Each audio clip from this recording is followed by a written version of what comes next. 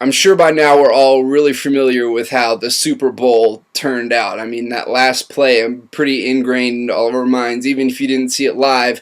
I mean, I've seen so many memes and GIFs and all this different things on websites and Facebook and articles to read, and I'm right there with you. I mean, I was watching the game and literally like yelled out loud, what are you thinking? What in the world? You like what? That was just one of the, run the ball, like just one of the dumbest things that I've seen in a Super Bowl in quite a few years. I mean, other than Janet Jackson, really, that's the last thing I remember. But really, I mean, just oh my gosh, what in the world is happening? That's where my mind was at, and as I'm sure most of you guys are. But actually, I saw some people today commenting and petitioning and requesting and demanding that Pete Carroll be fired from the Seattle Seahawks organization. And I'm like, okay, like I get it. Like he made a big mistake. Like that was silly, and I don't even understand it. But I mean, to be fired for that, I mean, if you think about all the good that Pete Carroll has done and the fantastic seasons the Seattle Seahawks have had these last couple of years, I mean, firing Pete Carroll is just almost as dumb as him doing the pass play on the 1 yard line for the win, I mean, it's just silly to think about. Why would you fire Pete Carroll? And the way I see it, I think that, a couple years down the road, that decision that Pete Carroll made is probably going to be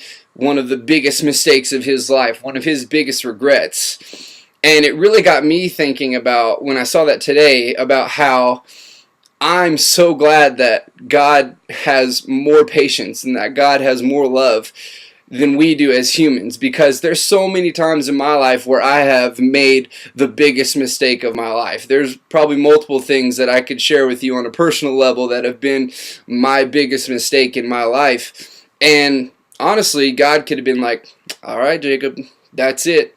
You made a huge mistake. You ruined someone else's life. You ruined your life. You ruined my name as God, and you just made a huge mistake.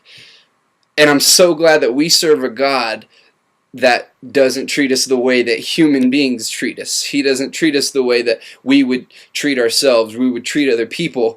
God has an ultimately insane amount of love, an insane amount of patience and grace and mercy for us when we make mistakes. And it really got me thinking, I am so glad that I am in love with Jesus and have a relationship with Jesus, who gives me more grace than I could ever deserve and gives me more forgiveness than I could ever comprehend. And when I make that big mistake in my life, He's right there saying, there's no condemnation for you, Jacob. There's no thing that you could do that my death on the cross and resurrection from the grave cannot forgive and cannot redeem.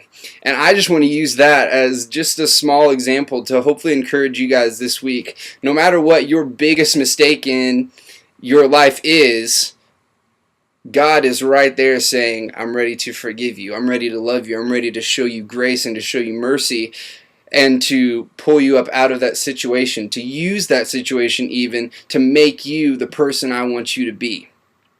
And so hopefully this week, maybe every time you look at a meme or see Pete Carroll's face or something, you can think about how your greatest mistake in your life has been forgiven, has been redeemed, and can be used for God's glory and for your growth if you just give it up to Him. If you confess that mistake, that sin to Him, God will forgive you for it, and He will make the most of it, and He can still use you to a capacity that you have no clue that He could use you in. No matter what mistakes you ever made or whatever your biggest mistake is, He's always right there, ready to forgive you, ready to love you, and ready to use you in a way that you couldn't imagine. So I hope you guys can track with that. I hope that encourages you this week, and I want you to know, first of all, Jesus loves you very much, and I love you guys too. And if you're watching this, I hope you guys know those two things. And so, hope you have a great week. Thank you for watching, and go Cowboys.